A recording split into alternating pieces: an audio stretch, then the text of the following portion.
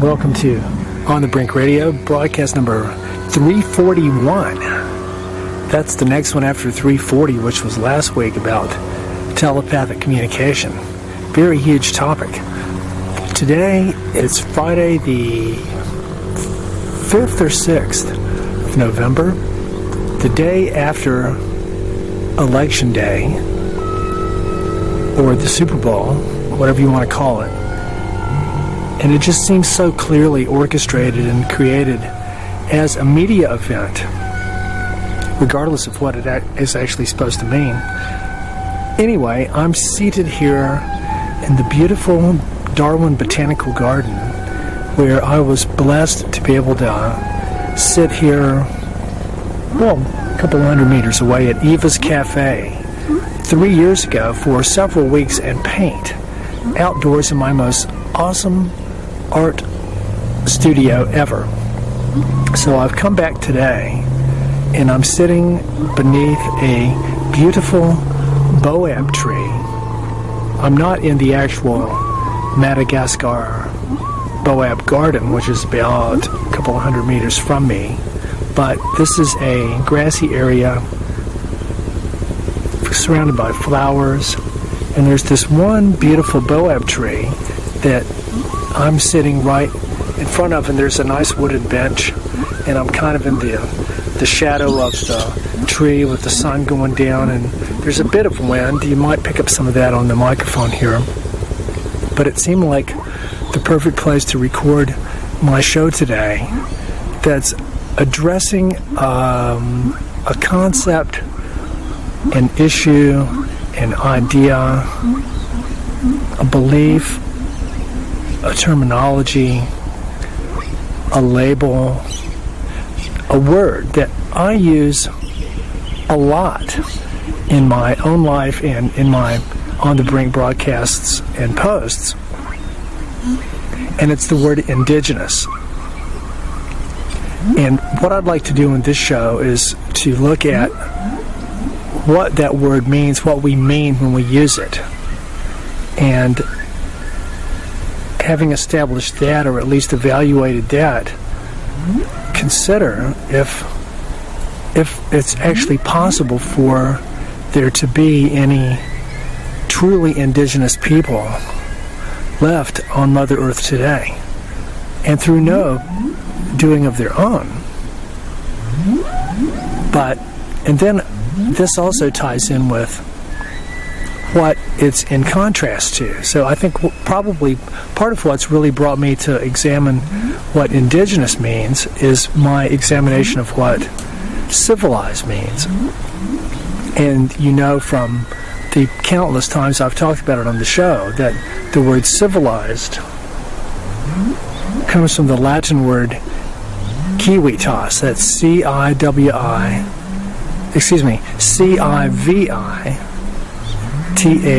That's where civic and civil comes from. But it means living in cities. That's what civilized means. And etymologically, that's all it means. So it's taken on the connotation of meaning, civilized behavior means it's not what would be uncivilized behavior, barbaric, murderous, heathen, eating with your fingers and wiping on your pants and that kind of thing. We think civilized means that you're very courteous and polite and thoughtful, and that you spend a lot of time sitting in gardens, which I must be civilized right now because I'm sitting in a very beautiful garden. Sipping tea, going to art galleries, maybe riding your horses or walking your dog, or maybe... See, now, a lot of people would think, you think of... My mind goes to England, jolly old England, when I think of civilized behavior, and even people go like, well, is it civilized to hunt Aboriginal people in Tasmania? Or is it civilized to hunt foxes with all our dogs? Or, I mean, you see where I'm going with this. So it's like, but really all it means is living in cities, and that all the heathen, heavy-duty barbarian stuff you farm out to your slaves, your servants, your armies, your people that you pay to do all the stuff, like, it would be uncivilized to slaughter a cow, but you're glad to pay the butcher to do it. So it's all a bit sort of muddled when you actually start examining what it all means. But I've contrasted the basic concept of indigenous against the basic concept of civilized a lot of times. And in the context of looking at our friends and family, the whales and dolphins, and how they truly are people. They're just not human people. And also, and looking at what that word means. And so, but that's also equally important. People can be indigenous, they can be civilized. Is it possible to be both? Is it possible to have aspects of both? And I think, in a way, yes. And I think, in a way, that's, to varying degrees, that's what every human being alive on this planet right now has some of both, to greater or lesser extremes. And I'm fairly much of a hybrid myself. But anyway, what do we mean by indigenous? The fundamental dictionary definition says something like, indigenous means somebody or something that's where they belong. It's that they're living in the place where they're from, where they originated. And so, could we say life is indigenous to Earth? We could say that, but we don't know for sure that life is actually from here originally. But it's been here for a long time, so if it appears to have been from somewhere a long time, that's as good as saying that it's originally from there. So we can say that the black First Nations Australians, or what the Europeans call the Aboriginal people, which in itself is Latin, it means from the beginning. Are they indigenous to Australia? And I would say, well, certainly yes. And even if they knew, or we knew, or anybody discovered or determined that their ancestors came here from somewhere else, but that would be a long, long time ago. Long enough for it to mean that they're actually from here. They've been here for a long time. So, but as contrasted with the Maori people of New Zealand, Aotearoa. Now, would you say that they're indigenous to New Zealand? And you're looking at a completely different time frame. They'll tell you, and so will historians, that their earliest arrivals into New Zealand were only not much more than 1,000 years ago, which means that the indigenous people of Australia would have been living here at least 100 times longer than that, without having come here from anywhere else. So the Maori, very recent arrivals there, but that 1,000 years seemed like a long time until the Europeans came in the, whenever it was, 1500, something like that, Abel Tasman. And so, would you say the Maori are indigenous to New Zealand? And I'm not saying yes or no. I think a lot of people think they are. But then, now we start getting into another question here that relates to indigenous, because sometimes people think it has to do with what, I don't like to use the word race to talk about what someone's ethnic background is, because we're all the human race, I think, or at least we look like it. But once I had to fill out a bureaucratic form from an American law enforcement agency a few years ago, and on there it asked what race I was. And I started to write in human, except all it had was words that you had to check the box, and white was one of them. But if I could have, I would have written in human, and then I would have put skin color beige with freckles, which is true. I'm not white. I've never seen a white person, and white is a sheet of paper or a fluffy cloud or some snow. Never seen a person that color. And how we even started using that word to describe ourselves is kind of a mystery to me. That's something to look into, the origins of the white man. So anyway, does Indigenous have to do with what someone's ethnic background is? And of course in Australia, like if there was somebody that was European that had been living here for 50,000 years, then of course they would be indigenous to here. But in the reality that we have now, the only people that have been here that long are the black Aboriginal people. And so we, Europeans with the fair skin, came from Central and Northern Europe. So does that mean that we're indigenous to there, but not to here?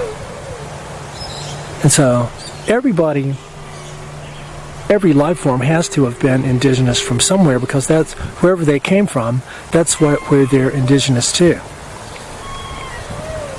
And so the Europeans have come to Australia, and the black people here, who are the true indigenous people,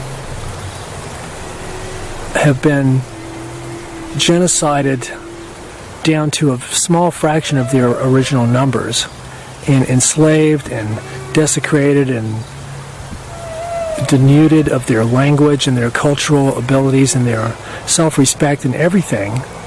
And now we've got, as opposed to at least probably 3 million or more people that lived here 200 years ago, now there's only, so they say, this is an old figure, several years old, that there's only 70 to 80,000 full-blooded Indigenous Australians left, most of whom are up here in the top end in Arnhem Land, as contrasted with the Maori in New Zealand, where they say that now, as of even quite a few years ago, there are zero, that is zilch, none, 100% full-blooded Maori people left anywhere. We're talking about ethnic purity, whatever that means. I mean, does it even mean anything? It's a very sort of thing that's dwelt on a lot. It gets a lot of tension. It creates a lot of tension and gets a lot of attention. But that's partly why I'm doing this show, to look at all this stuff. So we've got, like here in Australia, I believe that in order to be legally classified as an Indigenous Australian, you have to be able to prove that you're at least 1/8 Aboriginal by birth. I think that means that genealogically one of your grandparents had to be a full-blooded Aboriginal person. I think it's something like that. I think it's 1/8, however they would come at that, and how that's different from a 16th or a 32nd or half or a 64th or a millionth or anything like that. You know, it's like we're talking genetics. We're not talking spirituality. We're not talking mentality. We're not talking the pragmatic aspects of how anybody lives. Which that's what, to me, Indigenous really means. It has nothing to do with whether you're from here or not, how long you've lived here, who your ancestry is, what color your skin is, what your ethnic background is. It's none of those. It means, are you living as, or as close to as possible, in the true old school traditional ways that Indigenous people have lived in before the dawn of civilization. And of course the specifics of this are going to vary from country to country, from culture to culture, from language group to language group. But the essence of it is that indigenous people live close to the earth, close to nature, close to each other with a sense of kinship and conscious acknowledgement and gratitude towards Mother Earth and our fellow life forms, and living simply and not obsessed with material possessions, if even having any. And this is why I put the whales and dolphins on the spectrum of indigenous people as them being the ultimate indigenous people, because they've got all the neurobiological hard and software that we have, only much more highly evolved, and they've had it much longer. But they live in the ocean, they don't have hands, and so they have spiritual and cultural dimensions to their living that may be similar to ours in some ways, but they don't have any of the material possessions. And then material cultures, for example, at the level of the indigenous Australians, it was quite minimal. Like they, as far as I know, they never even used metal, which some of the indigenous cultures in the Americas and Europe used metal. But the people who never did, they used stone and wood. And I think ultimately that's a much more highly evolved way to live. Because, I mean, if the whales and dolphins can live successfully for 10, 20, or 30 million years in perfect harmony with their environment without even having hands, why did we need them? I mean, it's possible to live on the land, I mean, without having hands. We're just about the only ones that do. I mean, other animals, like all your primates and your mammals, all your primates have hands, that they use them in kind of hand-like ways. They may not have opposable thumbs, but they can grasp. Birds have little hands they can grasp food with. Lizards, reptiles, not sure about frogs. Insects have mandibles and pincers. They can grab things. So, but it's possible to live without having things that can grab and hold on. But where our whole intelligence and mode of being is very tightly wound up with grabbing and holding on to and getting. We use hands for getting stuff a lot. But I think that indigenous people in general, the contents of their mind is nature, and maybe their own story, their own memories. And they live in a temporal continuum with their ancestors and the world around them, in a constant communion or communication with all of our family of life. And I think all living beings have that. It's sort of a holomorphic resonance that's going on all the time with different orders of information transfer, just like Jeremy Narby and Rupert Sheldrake talk about, who I mentioned in my show about telepathy last week. Since we've had civilization, which is founded on violating the fundamental premise of the Hopi prophecy, which is, if we dig precious things from the land, we will invite disaster. And quarrying out stone was probably the first thing that we dug out. Then maybe like diamonds and precious stones and things like that. And then, I'm not sure what would have come next. Metals like tin or bronze, or the shiny ones like silver and platinum. Or then we would have found coal. And then came along hydrocarbons, and then uranium. And as we've lived in civilization for thousands and thousands of years, we progressively become more domesticated, auto-domesticated, and mutating ourselves. We call it cultural evolution, but it's really more of a physiological mutation. It's sort of a behavioral and psychic mutation that we subject ourselves to. And one of the things is that a big difference between indigenous, I don't think indigenous people have slaves or armies. They don't have the economic hierarchies or infrastructure that allows them to farm out the stuff they don't want to do to other people because they can pay them. They do it themselves, and they don't have the imperative of doing a lot of unnecessary. They don't spend the vast majority of their waking life doing some kind of work just to make money that means nothing to them, that has no tangible, practical value in their day-to-day life. Yet that's what most people in modern society do with most of their time. It's their job to make money. And it's actually a form of insanity because money's not really real. And if most people were able to give an honest answer about whether what they do as a job, what they're committed to with their life, if it means enough that they would still do it, even if they didn't get paid for it, because they believe in it and it's important. How many people would say yes to that? Very, very, very few.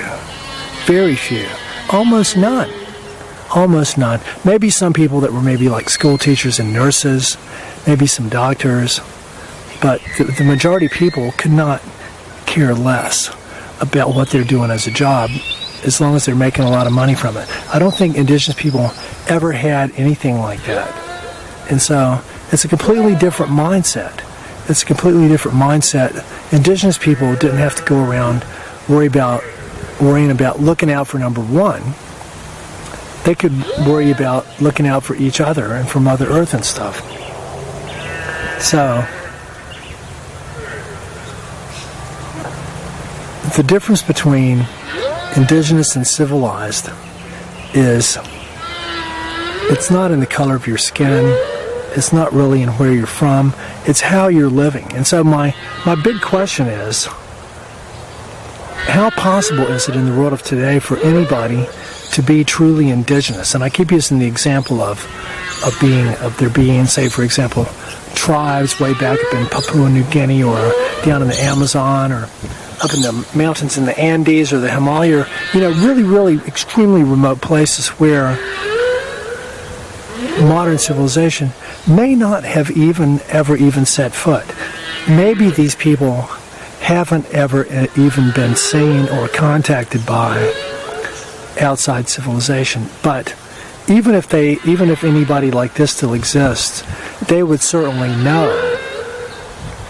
They would know about us either through having information shared with them by other people or their direct ability to sense and kind of know and feel what's going on. And maybe even if they didn't, now we're kind of getting into the territory of how I was describing how the pilot whales might have responded to the stimuli that resulted in their stranding. They could sense distortions or disruptions in, for example, atmospheric processes, in energy flows and currents of electromagnetic energy that flow, and sounds, and all different kind of things like this that they're constantly tuning into and reading and sort of calibrating themselves by. Whether they're consciously aware that they're doing this or not is really secondary to the fact that they might be doing it. Yet we, as humans, ascribe tantamount importance to self-awareness and being aware, but it's possible to do all the stuff we do and even be yourself to other people and yet not really be aware that you're doing it. And I'm not talking about being blacked out like somebody that drank too much alcohol. Now that's a mysterious phenomenon that I have personally witnessed in a friend of mine. You couldn't tell. I mean, you could sort of tell he was a little blacked out, but he could do everything, but the next day he couldn't remember anything after a certain time. And I'm like, well, how is that possible? So I think that we might be doing a lot of stuff, and the whales and dolphins and all life forms, that we aren't really aware that we're doing, but we might sense disruptions in these sort of the age-old patterns. And that alone might tell uncontacted indigenous people, for example, about some kind of presence, some kind of influence, a malevolent, pernicious influence on the earth that's creating these kinds of effects, these ripples, these waves of incoherent distortion. So they would feel our presence, even if they might not know exactly who and what we were, but they probably know. But I think that's also what the pilot whales were having their hard time getting their head around, and what I've been trying to help them to understand is that there's all this weird stuff that they felt was attacking them. They thought it was a giant multi-tentacled monster coming at them from many, many, many different directions. But for them to realize that monster is actually us. It's stuff we've created that's doing all those bad things. And that alone, that would be enough to break their heart, because they would go like, but you're our friends from millions of years ago. Why did you do that? Why did you make those things that make all those noises and blow us up and destroy us and scare us? And why are you doing that? And we thought you were our friends. And I think that's kind of where we're at with the whales and dolphins. They're mystified by what we're doing, as if we weren't. And it's even more complex because the military-industrial complex wasn't created by me, wasn't created by you, and probably, hopefully, nobody you know has ever been involved in anything military, weapons systems and all this stuff. Yet, on the other hand, all of us support it, all of us pay for it, all of us are complicit in its existence by just the fact that we're here now, and we haven't even put our own lives on the line to try to shut it down. So this is one of the paradoxes of being here. And so even if somebody wanted to be indigenous in the world of today, I don't think that somebody driving around in a ute with a smartphone can really be indigenous. I mean, you can still have those things and maintain your sacred ceremonies and your rituals and traverse your song lines and sing your songs and do your paintings and stuff. And I think that this is how the reality is, like here in Northern Australia. And like me myself, I do a lot of that kind of thing, not from any specific indigenous tradition, but kind of like from a hybridized,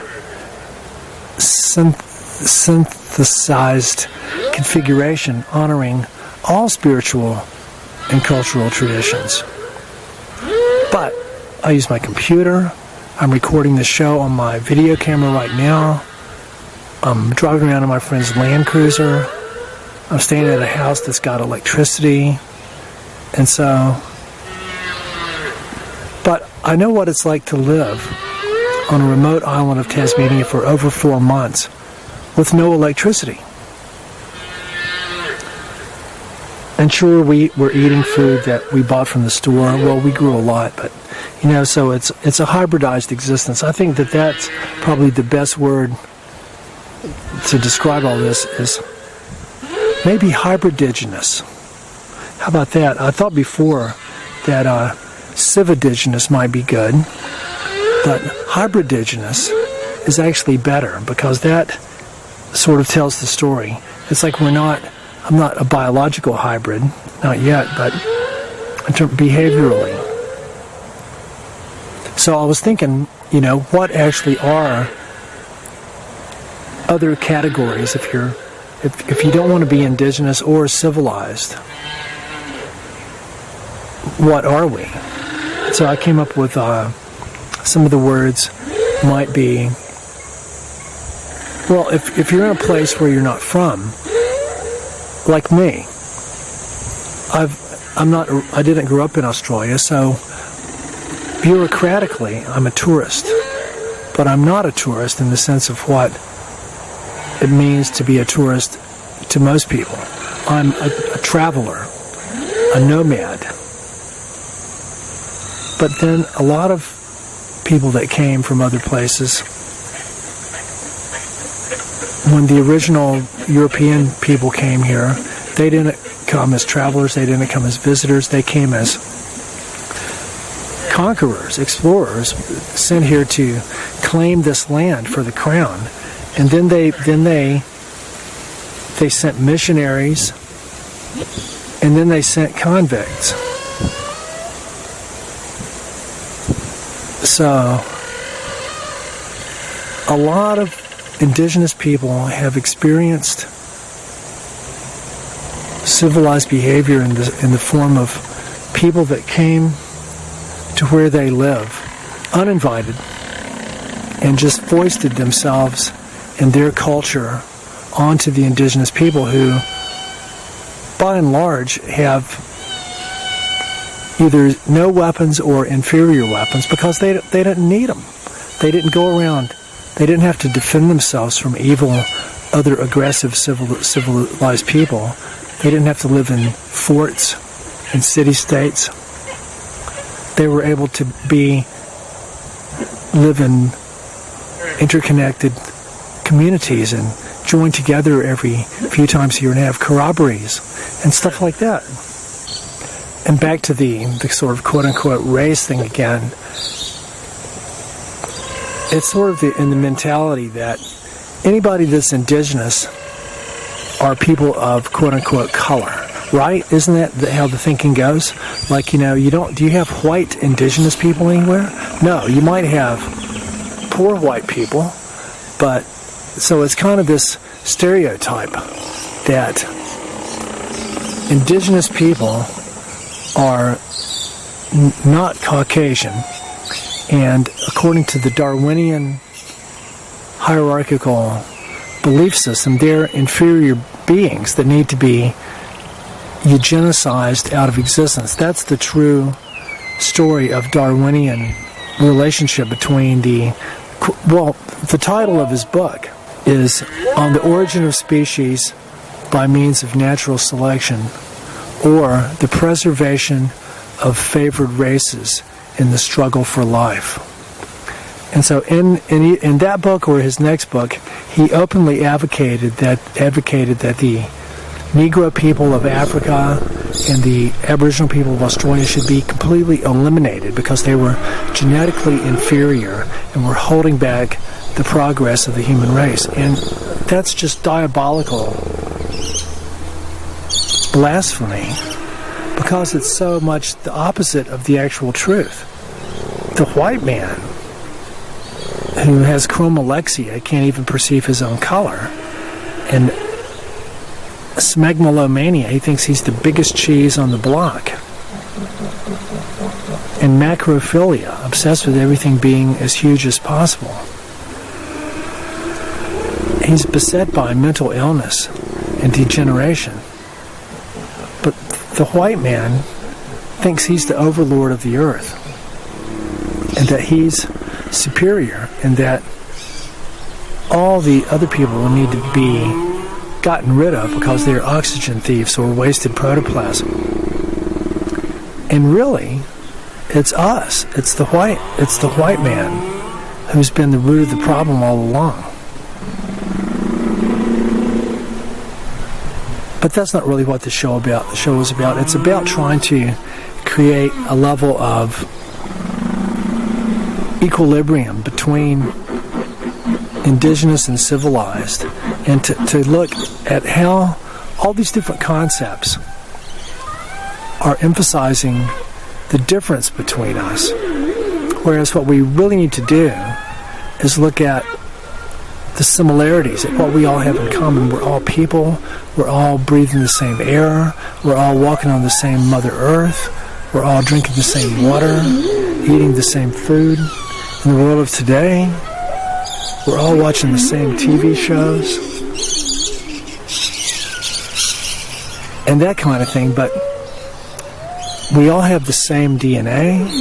We all, no matter what language we speak, we're still basically doing the same kind of things, like taking care of your kids, making dinner, maybe painting some rocks or editing a movie or something like that. But all the things, I mean, even what birds and mammals and primates and marsupials do is essentially not that different. We eat and we poopy and we wee-wee and we have a sleep and we groom ourselves. And so all of the things that humans basically do are essentially biologically common with all other larger life forms. And so in the world of today, you don't really need to go around putting on face paint to make people think that you're indigenous. Because, I mean, you know, if you're going to go do a show at the shopping mall or something like that, fine, but it's not really necessary. Face paint and all that stuff is it's superficial. What makes more sense in the world of today is for all of us, whether you think you're indigenous or not, is to realize that we all need to be on a higher spiritual path than the one we're on now. We need to educate ourselves about the reality of being here now. Like, one of the things I'm involved in is that people as a whole don't have very much basic scientific background. But if there was indigenous elders, for example, who I might be able to get in touch with, who are still initiated elders carrying the ancient knowledge of, for example, dolphin and whale dreaming, I would love to make contact with them and to see how much of that they might be willing to share, because even though I'm not a traditionally initiated person of any Aboriginal tribe, it's like I'm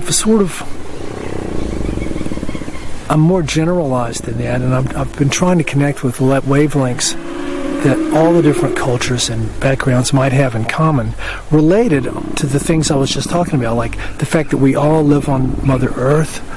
Mother Earth is still in the same solar system she's always been in, with the same star, the same planets and comets and asteroids going around, the same set of variables and possibilities of cyclical phenomena that can happen. And I was talking with Barbara Randall, widow of Uncle Bob, who was one of the custodians of Uluru, about how might it not be time for the indigenous secret knowledge to be revealed, at least to people that can understand or benefit from it. Like, for example, this is all just hypothetical, what I'm about to say, but for example, if there was indigenous elders of a whale dreaming or dolphin dreaming clan that knew that their secret belief was that the dolphins knew when the next planetary catastrophe was going to be. Like, what if something like that exists? You know, and I would say, well, look, I already know that, because the dolphins themselves told me so. I'm not coming from any tradition.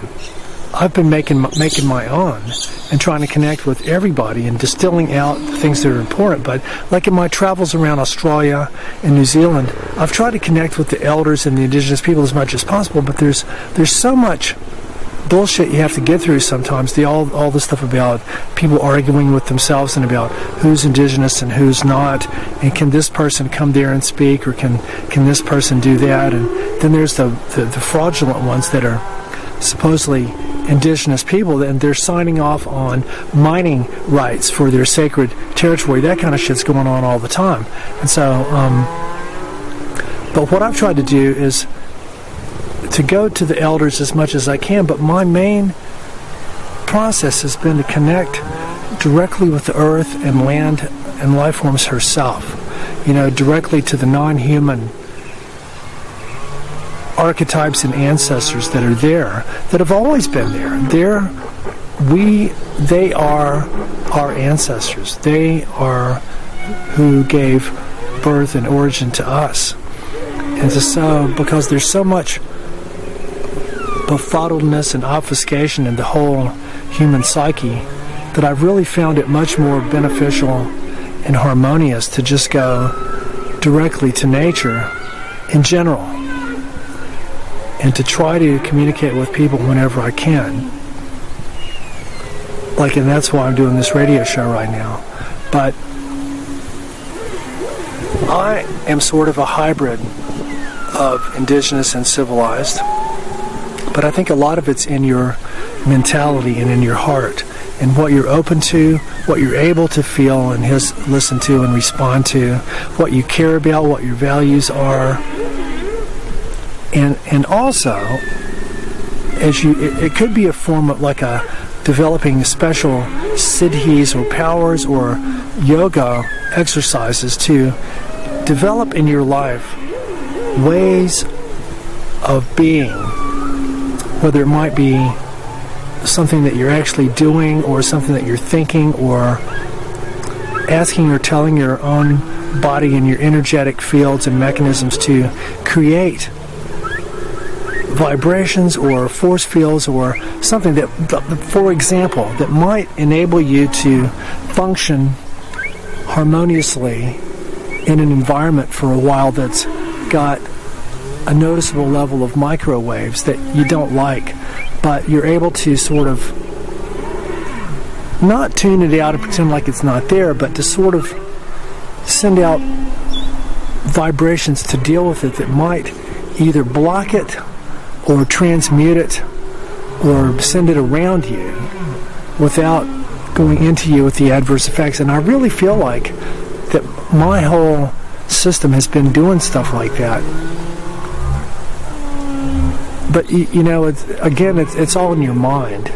But if you feel good and everything's working and you've got great clarity of mind and energy and creativity and vitality and an open heart and stuff like that, I think that that's a really good sign that you're on the right path. But it disturbs me to see so many people in the world of today spending all their time. For example, a friend of mine on Facebook, a musician from England, he just sent a thing about his latest golf game. And I go one of my best friends in New Zealand plays golf one day a week. And sure, it's a great thing to do. It's kind of like more something for people that are retired. But I go, but look, what does it mean to be retired? And I could never retire. I'm not even going to tire, much less retire. Retire from what? Retire from doing the life of all the stupid shit that you hated?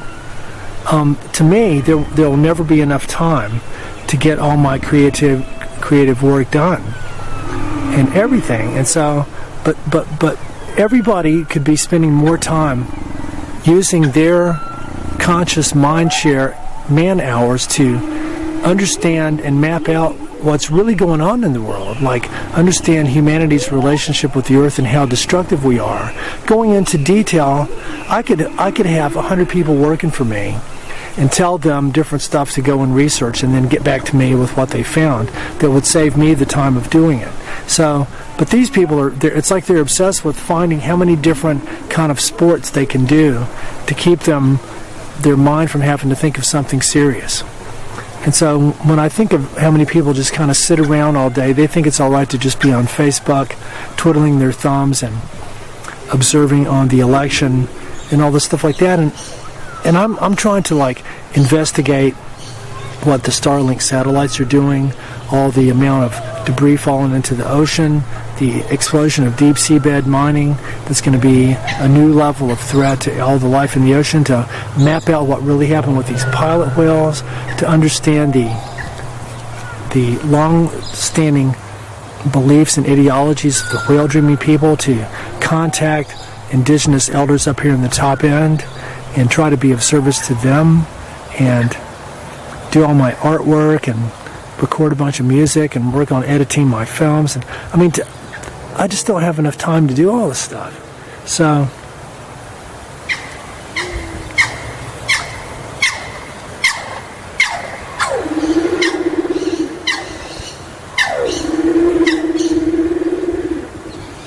a beautiful magpie goose has just come and sat in the tree right above me. I mean, it's right above me. If it poopies, it'll fall on me. That's such a beautiful blessing. Anyway, I think that we have to all work together and realize that we can't go back to any old ways that existed here in Australia or anywhere. Even if we wanted to, it's physically impossible. We're living in a world saturated by synthetic radionuclides, by chemical toxicity, by food additives, by microwaves and radio transmissions and stuff. All this stuff is there. It's been there a long time, and it's getting more and more, and we can't get away from it, and it's affecting all of life.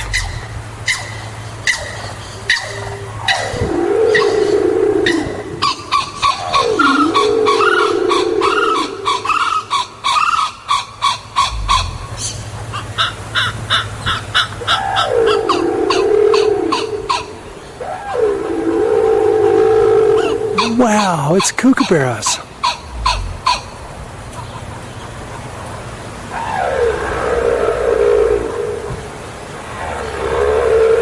Wow, two kookaburras. They're sitting right above me. They're different from the ones you hear in Tasmania.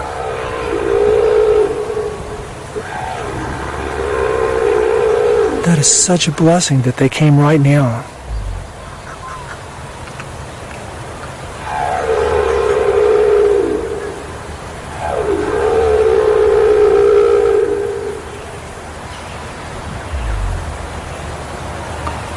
We've got to work together to create or remember all the abilities we have.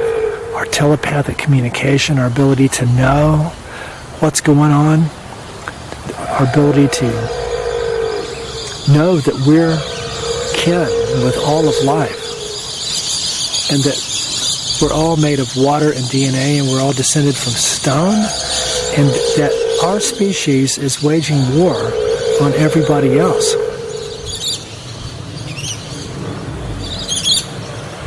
And how we can attenuate this, because our family of life loves us, but they're confused.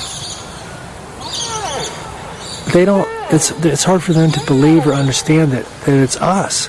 We're the boogie monster that's running. We're the Wizard of Oz pulling the levers on that machine. But unlike the Wizard of Oz, who was just on a screen, we're actually creating real military industrial weapon systems that are out there destroying life everywhere. So I think we've got to team up, civilized and indigenous. We've got to forget about all the differences of what language group you're from, what culture you're from, what color your skin might be, and all work together and emphasize what we have in common, that we're all people. We've all got the ultimate technology. We're all the passengers and the crew of Mother Spaceship Earth, but we really need to be much less passengers and much more crew. So I really think that indigenous people are the crew and civilized people are the passengers, or excess baggage. Lauren Isley, one of my favorite writers, has some very interesting comments on indigenous people and their connection with their environment, as if there's no distinction between themselves and where they live, and that they might use a stone as a tool, but they didn't pick it up and take it with them. They just left it there. So they weren't attached to possessions. They were just at one. They didn't have to modify their environment to do what they needed. And so you've got this whole continuum of, say for example, primates. They don't use fire or cook. They just pick stuff and eat it. And that's fine. And they don't get tooth decay. They don't need dental floss. They probably don't get indigestion. And so any carnivore that eats meat doesn't cook it. So how is it that we, who biologically aren't that different, how is it that we started to use fire and we started to use weapons and all this just to survive? I mean, how did that happen? And to me, like, we call this progress. We call the people, our ancestors that maybe were able to eat raw food and use their hands, and they didn't need tools or fire, maybe not even clothes. They could swim in freezing water, like the Yamana down in Patagonia. How is the fact that we started needing fire and clothes and to kill stuff and to wage war and then live in cities, how can this actually be called an evolution to a higher level? To me, it's exactly the opposite. It's the descent into increasing materialism. It's the true path of what the Hindus call the Kali Yuga. It's a descent into material identity. And to remember the true Garden of Eden, the true spirit of indigenous people is this true, the human being, the people of the Golden Age, when we were able to hear and be in touch with all life forms, and we didn't need clothes, we didn't need fire, we didn't need tools or weapons or houses. We could just lay down on the grass and look up and see the stars and go swimming in the water and hear the gurgling of the waves, and everybody was our family. And I think it's possible to regain that, and I can't think of a more beautiful or more powerful place for that to happen, as it actually seems to be the reality of where I find myself spiritually and psychologically when I'm in Darwin, and especially when I'm here at the Botanical Garden and out at my favorite places like East Point Reserve and Buffalo Creek, and down to Litchfield National Park, where I hope to go this week, and other sacred places in the top end with lots of running water and the indigenous elders and the rock art. I'm so blessed to be here. This is like, to me, near where I am here in Arnhem is the highest concentration of the truest remnant and the truest spirit of what it truly means to be indigenous on all of Mother Earth. I think there's more truly indigenous people close to here than anywhere else on all of Mother Earth, and that's why I think it's such a blessing for me to be here now, and why Australia is the most powerful place on the whole planet and the most beautiful, and why I try to be of service to her, and why she's taken such good care of me. Because as I told in an email to Peter Weir this week, that Auntie Millie Boyd told Stella Wheeldon that they believed that long time before there was black people in Australia, there was people that looked like her with blonde hair and blue eyes. And so Peter Weir came up with this concept in his 1977 film called The Last Wave, that there was these beings called the Mulkurul, M-U-L-K-U-R-U-L, who were beings that came from the East that might have had fair skin, who had unusual psychic powers. And so my main interest in communicating with Peter Weir is to ask him where he got that concept from. Is it real or did he make it up? And because I know that two of the other themes in that movie are real, that the Bundjalung elders, Auntie Millie Boyd, refused to live near the coast because she believed a tidal wave could come and wipe them out at any time. And that thing about there being fair-skinned people in Australia a long time before there was black people. And I feel a very deep resonance with that somehow. I'm not saying that I'm one of them or that I'm a mulcarold or anything, but I do have some very, very freaky things happening in my life that's really, really cool. And I think we all need to seize the helm, seize the day, stop being deluded and having our mind shares stolen by stuff like the election of POTUS, which is it's just like the Springer Show crossed with the Super Bowl. That's all it is. It's the